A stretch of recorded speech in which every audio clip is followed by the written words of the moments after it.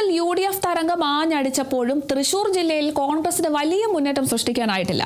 ആകെയുള്ള 13 മണ്ഡലങ്ങളിൽ 9 മണ്ഡലങ്ങളിലും LDF വിജയിച്ചു കയറി. സിറ്റിംഗ് സീറ്റായിട്ടുള്ള ചാലക്കുടി നിലനിർത്തിയതോടൊപ്പം തന്നെ കൂടുതലായി 3 സീറ്റുകളിൽ മാത്രമാണ് UDFന് വിജയിക്കാനായത്. തെരഞ്ഞെടുപ്പ് കഴിഞ്ഞ് ഏകദേശം ഒരു മാസത്തോളമുണ്ടായ കാത്തിരിപ്പിനൊടുവിൽ കേരളത്തിൽ കോൺഗ്രസ് അധികാരത്തിൽ വന്നപ്പോഴും തൃശൂർ ജില്ലയിൽ പ്രതീക്ഷിച്ച വിജയം കൈവരിക്കാൻ കോൺഗ്രസിന് സാധിച്ചില്ല.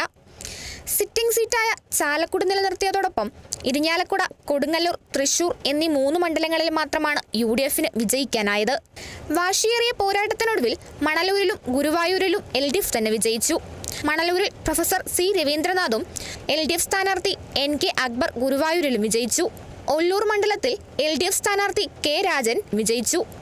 ചേലക്കര, കുന്നംകുളം, വടക്കാഞ്ചേരി, പുതുക്കാട്, നാട്ടിക, കയ്പമംഗലം തുടങ്ങിയ ഇടതുപക്ഷത്തിന്റെ ഉറച്ച കോട്ടകളിലും LDF മികച്ച ഭൂരിപക്ഷത്തിൽ വിജയിച്ചു.